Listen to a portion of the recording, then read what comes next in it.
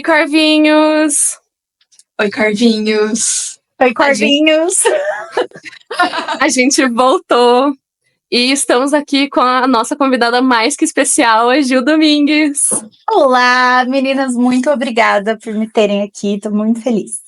A Gil é uma convidada muito especial porque a gente sempre acompanha muito seu trabalho, né, Gil? Tipo, como escritora, a Bela, eu lembro quando você lançou Luzes do Norte, ela panfletou para todo mundo. Queria só começar pedindo para você se apresentar. Quem não te conhece, se existe alguém que não te conhece, falar um pouquinho de você, de onde você vem, o que você faz, além de escrita. Bom, eu sou a Gil Domingues, eu sou autora de romance e fantasia pela Galera Record. Eu já lancei 3 livros pela Galera, somados eles venderam mais de 70 mil cópias no Brasil inteiro. O que é um número que ainda me impressiona muito. O meu primeiro livro, Luzes do Norte, ele foi best-seller nacional pela Publish News. É uma romantasia sáfica, primeiro de uma duologia, que é a duologia boreal. E ele é um romance clássico com fantasia. E o meu segundo livro, segundo eu digo segunda série, né? Porque o meu segundo livro é Sombras do Sul, que é a continuação da duologia. Mas aí a segunda história que eu lancei foi Canção dos Ossos, que é uma releitura sáfica de O Fantasma da Ópera, bem diferente de Luzes do Norte, bem mais sombrio, bem mais gótico. Eu hoje moro em São Paulo, eu nasci e cresci aqui, depois morei 8 anos nos Estados Unidos e recentemente voltei para cá. Eu não vivo de escrita, apesar de ter números muito expressivos de vendas. Hoje eu concilio a escrita com um trabalho CLT que me paga plano de saúde. Eu me esforço muito para continuar escrevendo, porque é a coisa que eu mais amo fazer, e sempre fico chocada que tem gente que me lê, assim, ainda é muito chocante pra mim. Eu acho que sempre é, né? Eu acho que desde quando a gente é criancinha mostra a primeira coisa e depois quando a gente entra nesse mundo da internet, quando começa a vir as pessoas que você não conhece, que não é tipo sua mãe, sua amiga. Exato, é chocante, assim, pra mim é sempre, toda vez que alguém me manda uma mensagem e fala, eu li seu livro, eu fico... Tem certeza que você leu? Até o final? Exato, até o final. Para um livro sair, demora meses, às vezes anos, tem um super processo. E frequentemente eu recebo mensagem assim: li seu livro em 2 dias. E tipo, eu te amo, mas eu te odeio. Falando sobre o mercado de fantasia, ele vem crescendo muito nos últimos tempos aqui no Brasil, e você fez muito parte desse movimento. Você estava bem nessa onda, né, de autores de fantasia nacionais. Eu acho que as editoras começaram a olhar para o nacional com um pouco mais de carinho, até por todo o contexto internacional que está acontecendo. E aí eu queria perguntar para você como que você vê esse processo. Eu sempre achei muito engraçado esse preconceito com a fantasia. Eu acho que tem a ver com a gente identificar que coisas lúdicas são pertencentes ao universo infantil e, portanto, não tem a ver com a sua ideia de maturidade. Só que a ficção de fantasia, a ficção especulativa, é uma ficção que ela tem um poder de dialogar com coisas do nosso mundo de forma muito profunda. Então, e assim, eu cresci com fantasia. Pra mim, uma história sem fantasia é tipo, tá, pra quê? Então, eu fico muito feliz com esse movimento. Eu ainda acho que falta muito, porque se você olhar para os lançamentos de livros nacionais que vão sair esse ano, acho que são tipo 2, 3, assim, uma quantidade minúscula de livros, isso contando o meu livro que vai sair esse ano, uma quantidade minúscula de livros de fantasia, porque as editoras ainda acreditam que ou é um gênero muito nichado, ou que as fantasias que vendem são as fantasias gringas. Ao mesmo tempo, se você olhar a lista de mais vendidos da Veja dessa semana, o livro mais vendido do Brasil foi um livro de fantasia, que é Chama de Ônix. Tudo bem, a gente tá falando de Quarta Asa, que é a série mais lida dos últimos tempos. Ainda assim, é um livro de fantasia com romance com dragões. Então eu fico muito feliz, mas ainda acho que a gente tem um caminho longo a percorrer. Tem muita questão, né, do brasileiro dentro da fantasia. A gente sempre foi muito apegado a noções da Europa, né, de fantasia, essas coisas, tipo, medieval. E aí eu queria perguntar, como que você lida com a brasilidade nos seus livros? Você se importa, você cuida pra ter, tipo, traços brasileiros, nacionais, assim, nos seus livros de fantasia? Como que você traz o Brasil pro universo de fantasia? Cara, eu gosto muito dessa pergunta, porque por um lado, eu acho que o autor, ele tem que ter o direito de escrever sobre o que ele quer. A gente não fica pedindo para um autor gringo representar de forma intencional os Estados Unidos no livro dele. A gente simplesmente lê o que ele escreve. E eu acho que, como autora brasileira, é quase vai para o outro lado da exotificação, você, não estou falando você, né, mas o leitor exigir que meu livro tenha elementos que são considerados brasileiros. Até porque, de que Brasil a gente está falando? A gente está falando de criaturas que são parte da fé indígena, deidades, né, não criaturas, deidades que são parte da fé indígena.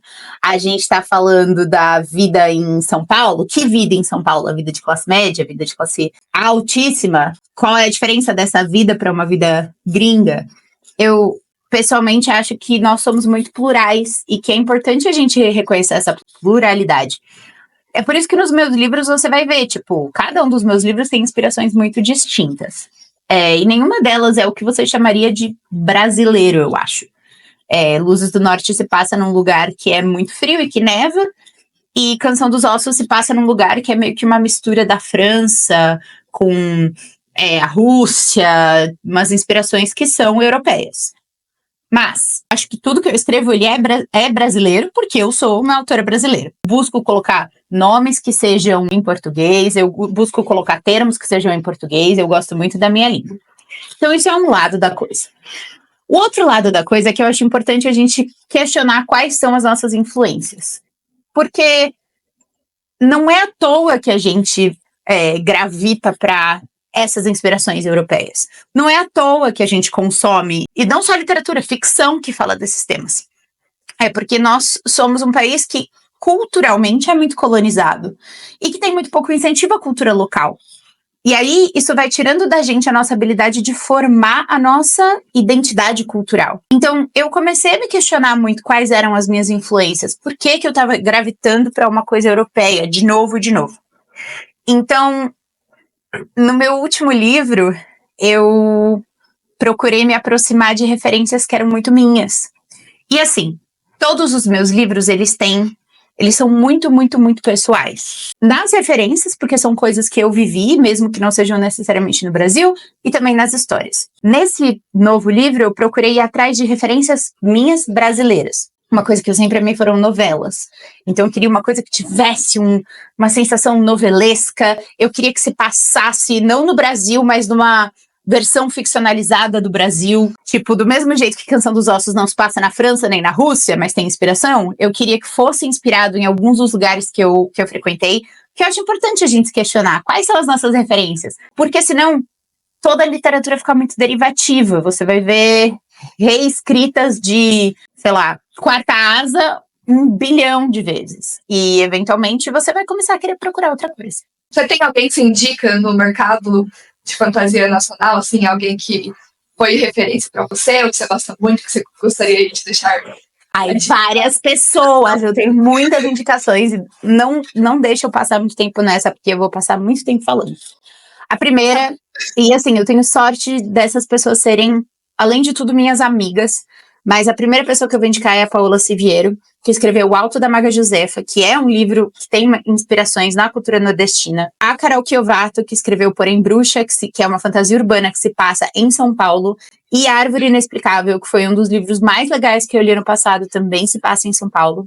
A Liz Vilas Boas, que escreveu Garras, que é uma fantasia que saiu ano passado, que é sensacional, que parece uma novela da Eu tô doida pra ler essa, tá aqui no meu carrinho. E a minha fave das faves, na minha opinião, a melhor escritora de fantasia que a gente tem, indicada ao Jabuti, maravilhosa, perfeita, Fernanda Castro, que escreveu Mariposa Vermelha. Todas essas são absolutamente maravilhosos, maravilhosos. O da Carol, a gente vai ler, né, inclusive. Não porém em bruxa, a gente vai ler o Senciente nível 5. Mas a gente vai ler no nosso clube do livro, inclusive. Quem quiser estar lendo com a gente pode se juntar. Vai ser o livro de maio, se eu não me engano. A Maria. Posso falar mais um? A Gialves. Claro. A Gialves escreveu...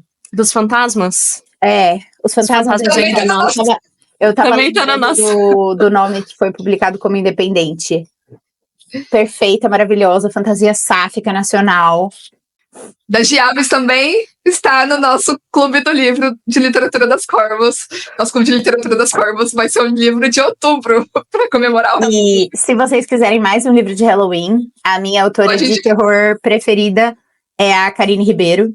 A Karine escreveu Secretária de Satã, que é um livro maravilhoso, muito, muito bom. É bem de terror. E ela, na minha opinião, é uma das melhores, se não a melhor autora de horror que a gente tem no Brasil. E a gente estava falando, a Gil estava falando de lembrar de nomes que vieram do Independente e tal. A Duologia Boreal começou como independente, né? O Luzes do Norte primeiro ele foi independente. E aí eu queria saber para você como que foi a diferença entre escrever o Luzes, publicar sozinha naquele processo difícil, né, que a gente conhece, e depois voltar a escrever o Sombras, já publicada tradicionalmente, com um público muito maior. Qual foi a diferença nesse processo para você? Foi a Grivinho. Eu sempre quis ser publicada tradicionalmente. Eu publiquei Luzes de forma independente porque ninguém me quis. Ninguém me quis. Eu queria muito ser lida. Eu comecei a aprender sobre o processo de publicação independente. Eu falei, legal, é uma boa opção. E aí, quando entrei no processo de publicação tradicional, foi muito legal ter acesso ao aparato todo da editora Galera Record e de todos os profissionais que me ajudaram para transformar esse livro num produto mesmo. E foi muito legal poder ver o alcance que ele pôde ter, porque o alcance que você tem como autor independente, ele é um alcance limitado, né? Pelo volume da tua capacidade, o quanto você tem para investir, o quanto de tempo você pode colocar naquilo e tal. Então, foi muito legal. Eu sou uma pessoa que não me incomoda com interferência no processo criativo.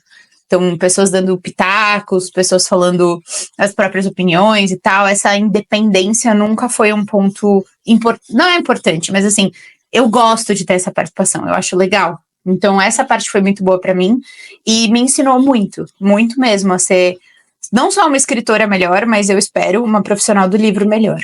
O que é uma coisa que as pessoas têm mais dificuldade de compreender? O que seria algo assim que você queria que as pessoas soubessem mais? Tem alguma coisa, tipo, que o povo tenha esse sonho de ser escritora conhecida, tradicional? Tem algo assim que você acha, tipo, calma, gente, também não é tudo flores, você acha? Tanta coisa. Eu amo ser escritora, cara, mas assim, o nível de trabalho e de esforço que entra nisso, muita gente não vê. Eu consistentemente trabalho 10, 11 horas por dia para conciliar o meu trabalho CLT e o trabalho de escrita. Hoje, por mais que eu seja muito bem sucedida na escrita, eu não consigo manter a vida que eu quero. E quando eu digo a vida que eu quero dizer cuidando bem da minha saúde, podendo ter opções de lazer, podendo guardar dinheiro para o meu futuro, podendo cuidar da minha família. Tudo isso é um sonho para mim, tanto quanto ser publicado. Eu acho que muitas vezes as pessoas falam, meu sonho é ser escritor. Tá, mas esse não é o seu único sonho, você tem muitos sonhos. O que sustenta esses sonhos? Hoje eu trabalho muito, muito mesmo. Eu tenho que abrir mão de várias coisas. Eu tenho que me colocar numa posição muito vulnerável, porque quando você publica um livro, você não é só há críticas, tipo, se fosse só isso, mas há pessoas xingando você, falando mal de você, mandando mensagens absolutamente fora do tom, que você tem que ignorar. Você se expõe a muitas coisas, especialmente quando você vai ganhando mais notoriedade, se você é uma mulher ainda em dobro, isso porque eu sou uma mulher branca. Não sabia que ia demandar tanto de mim. E demanda. E vai continuar demandando, porque vai continuar sendo uma parte importante da minha vida. Por exemplo, férias, tenho, como qualquer trabalhador CLT, eu tenho 30 dias de férias por ano. Só que desses 30 dias, se eu quiser ir para a Bienal, eu tenho que separar 7. Então eu tenho menos dias de férias, porque o mercado literário não me dá férias. Se eu quiser criar conteúdo para impulsionar a venda do meu livro, eu tenho que trabalhar mais do que aquelas 10, 11 horas por dia. Se eu quiser fazer uma campanha de marketing para o meu livro, que a editora não necessariamente vai querer investir, eu tenho que investir do meu bolso. Eu sou muito grata, muito mesmo. Mas eu acho que às vezes as pessoas não reconhecem ou não sabem o tanto de esforço que vai dentro disso, sabe? De ser uma autora que publica um livro por ano, que engaja com os leitores e que todo esse sucesso vem com bastante pressão. E assim, eu gosto de pensar que eu lido bem com a pressão, mas ao mesmo tempo eu tenho terapia toda semana para falar sobre isso e é um assunto constante nas minhas sessões de terapia, porque, né, demanda muito tempo. E aí, curiosamente, se eu largasse o CLT para viver da escrita, provavelmente eu não ia ter dinheiro para pagar essa terapia. Então, todas essas são coisas que eu acho que a pessoa que fala, eu quero ser escritor, ótimo, eu acho um super sonho. Eu acho que a gente tem que ser muito realista. O que isso significa? Você quer só escrever? Você quer viver num mundo em que você vai acordar, escrever e esse é o seu trabalho? Já te falo, 99,99% das pessoas que eu conheço não se sustentam assim. E assim, na verdade, eu acho que as pessoas que se sustentam assim hoje são Paulo Coelho e Carla Madeira. Ponto. Mesmo pessoas muito bem-sucedidas, aí você pensa Rafael Montes, que tá sempre na lista de mais vendidos, ele tem um segundo emprego, ele é roteirista. Então, assim, eu acho que é muito bom sonhar. E é muito bom ser realista também. Um pouco da ideia de porque a gente quis fazer o podcast, a gente sempre traz um autor diferente, porque a gente quer ouvir essas perspectivas, porque muitas vezes o que a pessoa tem acesso é o nosso produto. E aí, às vezes, todo esse processo, toda essa coisa acaba virando um sonho, acaba virando uma coisa super idealizada, e aí a gente queria trazer essas vivências também, de, puxa, olha só, tem esse lado que você tem que considerar, porque a gente ainda, em termos de escrita, a gente é muito neném, a gente não tem uma universidade de escrita que você vai lá e o professor vai falar, ó, cuidado. A Amy teve a sorte de estudar na Inglaterra, ela estudou escrita criativa, então os professores falaram, ó, tem esse caminho. Quis ser esse lugar que as pessoas pudessem vir para escutar os escritores e, enfim, para também ir ajustando as expectativas, porque eu acho que é uma parte importante do processo de você se descobrir escritor mais do que se tornar escritor. E mais que isso, eu acho que isso tem o potencial de matar o seu amor pela escrita. Durante um tempo, eu fiquei pensando, porque eu amo tanto isso, mas isso não me ama de volta. E aí eu tive que reajustar o tanto que eu dava para a escrita para voltar ao espaço que me permite ser a autora que eu quero ser. Porque no fim das contas, hoje, todas as decisões que eu tomo com relação à minha carreira na escrita são, isso vai custar o meu amor pela escrita? Como eu protejo esse amor, que é a coisa mais preciosa que eu tenho? Porque se um dia eu perder isso, nenhuma das outras coisas fica de pé, sabe? Eu tava no vídeo ontem da Mikan, vocês conhecem a Mikan? Claro. Foi toda uma reflexão dela, porque perguntaram pra ela por que ela não posta, ela não compartilha um letterbox, por que ela não tem um letterbox.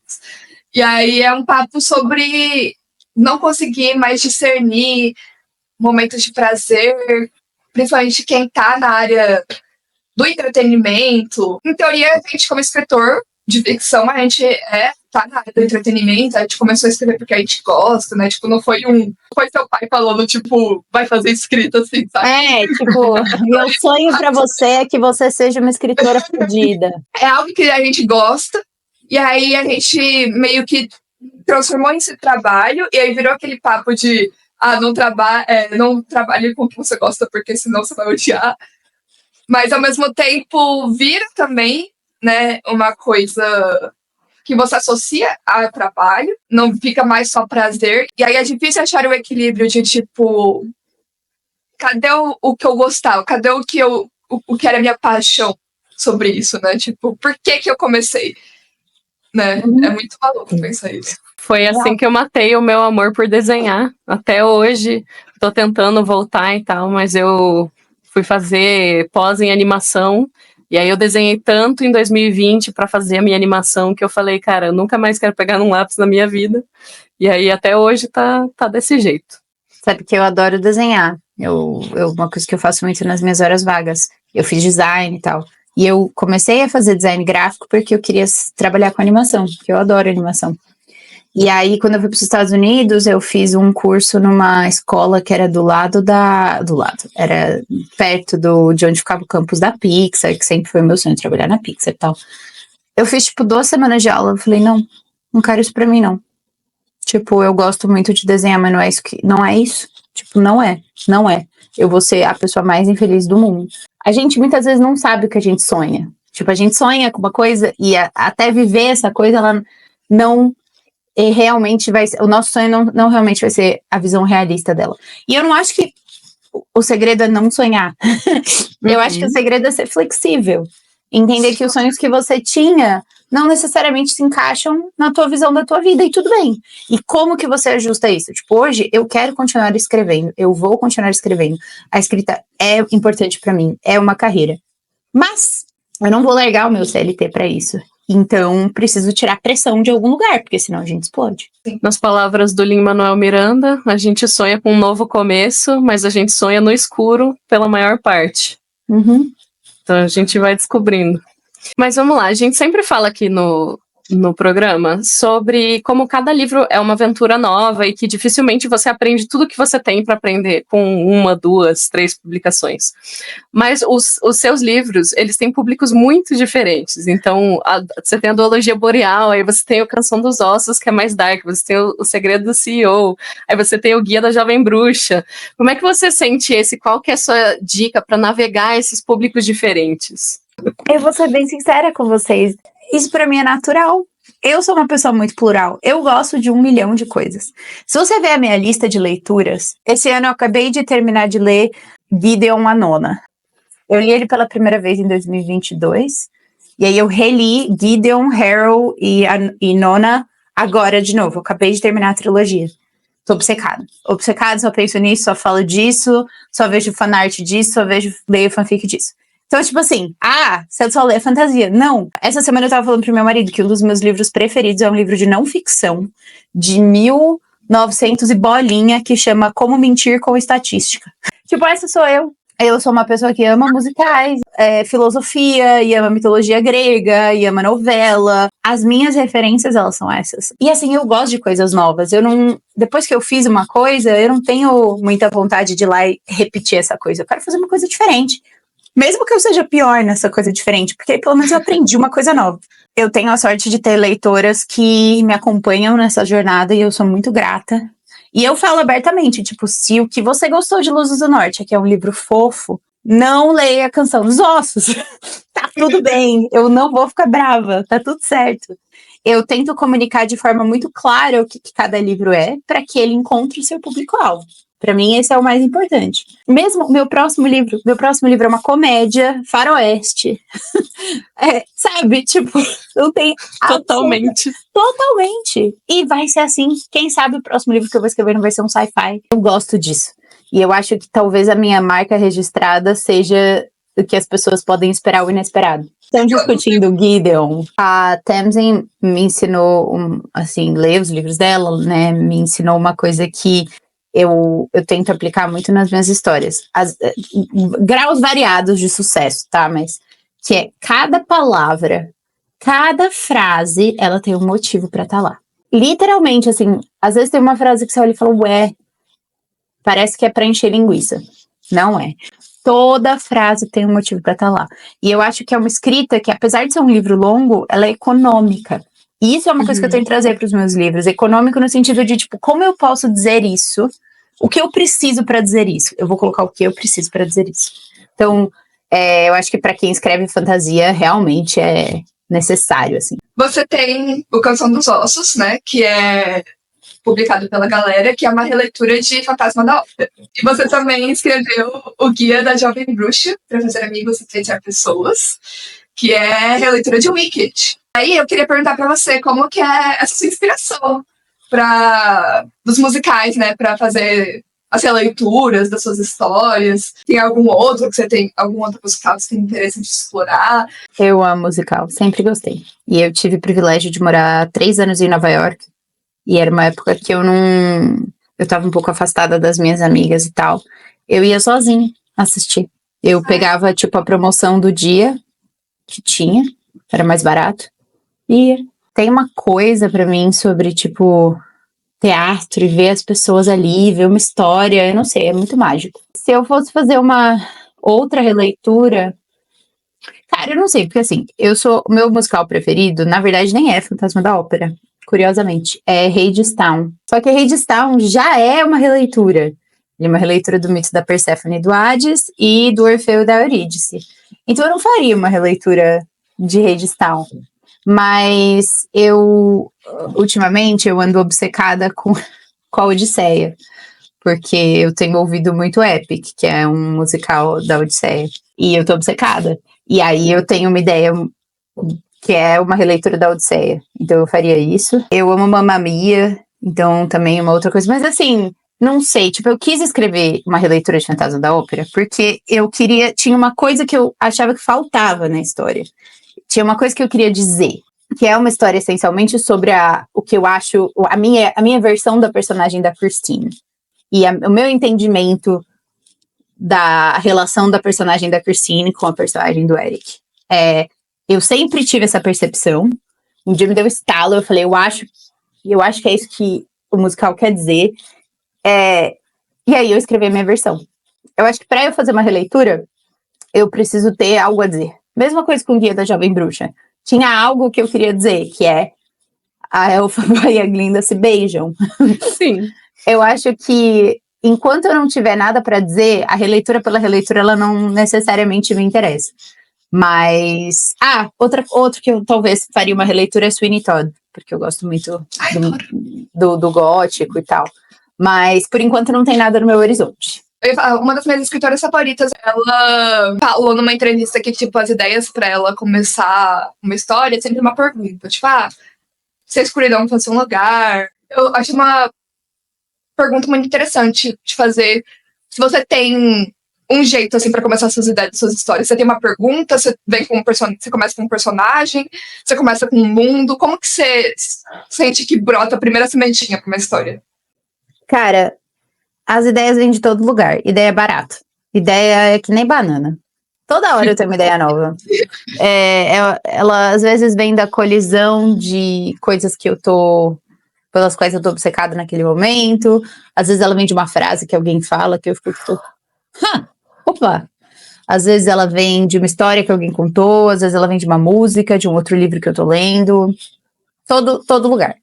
Geralmente eu anoto isso e eu deixo lá no fundo da minha mente rodando isso. Tipo, e aí eu acabo seguindo a que mais me anima. E aí são várias coisas, assim, a ideia pode ser, tipo, simplesmente uma frase, pode ser um nome de personagem, pode ser uma ideia que eu quero explorar, e se tal coisa acontecesse? E aí o que aconteceria? E se? E muitas vezes coisas que estão acontecendo na minha vida que eu gostaria que fossem diferentes. Para mim, é muito mais interessante o que acontece depois. Que é, beleza, essa ideia, como ela se transforma numa história de verdade. Ideia todo mundo tem. Mas é muito legal pegar a ideia e começar a modelar ela, que nem massinha mesmo. Tipo, crescendo ela e adicionando água, fazendo ela crescer. Essa é a minha parte preferida. Como que você se aprimora como escritora? As coisas que você aprendeu no seu tempo de escrita e que conselho que você deixaria aí para os escritores iniciantes nas trincheiras? Cara, eu acho que eu tenho a mesma resposta para as três perguntas, que é lendo muito. Principalmente meus conterrâneos e contemporâneos. Tipo, o que está sendo produzido no mercado? Mas também lendo o que vende. Eu quero saber. Por que o Quartado fez tanto sucesso? Eu quero saber. Por que Tudo é Rio é um dos livros mais vendidos do Brasil? Eu quero saber, eu preciso saber. O que tal autor faz que é tão bom? Ler fora do meu gênero é muito importante. Muito importante. Isso é uma das coisas que mais me dá um arcabouço técnico para continuar escrevendo. Porque senão eu só vou ser derivativa. E escrever. Continuar escrevendo. Porque, e assim, não começar uma coisa, largar, começar outra. Existe um aprendizado em você começar e passar pelo meio e terminar. Quando você termina um livro, ele pode não servir para mais nada, mas ele te ensinou alguma coisa. Não ter medo, sabe? Tipo, mas eu vou escrever um livro inteiro e depois ele não vai servir para nada. De repente, Ele vai te ensinar alguma coisa muito legal sobre a sua história, ou sobre quem você é como escritor, ou sobre linguagem. E quando eu falo ler muito, eu acho que ler com esse olhar de escritor mesmo. Tipo, que nem eu tava lendo, primeira vez que eu li Gideon, eu fiquei tipo, uau, que livro incrível. Aí a segunda vez eu fiquei assim, não, calma, vamos desacelerar um pouquinho e vamos ver o que é que me interessa aqui. O que é que, tipo, o que é que eu tô achando tão bom? Por que é que eu tô achando a caracterização tão legal? Onde estão os pontos da caracterização? O que eu posso aprender com o meu livro? Seguir autores nacionais e ouvir o que eles dizem é muito importante também. Eu lembro de uma entrevista que a Fernanda Castro falou que, foi uma inspiração que eu uso até hoje, que ela falou que, tipo, se ela vai escrever um livro sobre uma sereia, ela usa uma linguagem que tem a ver com esse tema. Então, ela vai usar uma linguagem que tem a ver com coisas aquáticas. Ela vai usar verbos que tenham a ver com coisas aquáticas. Então, ela não vai descrever a mesma cena como ela escreveria se fosse outra história. E se você vê em Canção dos Ossos, vários dos verbos que eu uso são relacionados à música, por causa disso. Então, o meu livro atual é um faroeste. Várias vezes eu ia escrever se o coração acelerou. Eu pensava, não, é melhor o coração galopou. A gente tá nesse universo, eu preciso construir isso. E como a Fernanda é minha autora preferida, é uma coisa que eu achei muito legal que ela falou. Então, acho que isso seria a minha principal dica e o jeito que eu procuro me desenvolver e melhorar. Nossa, Gil, muito obrigada por participar do nosso podcast. Encerrou aí com essa super dica, realmente muito importante. Gente, obrigada a vocês, sério. Tipo, uma coisa que eu queria falar, assim, mais do que obrigado, é tipo, cara, a literatura nacional precisa de vocês.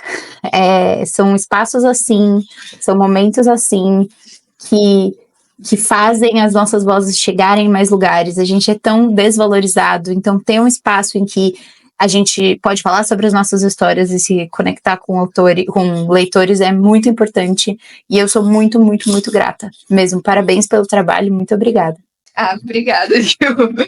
Eu fiquei até vermelha.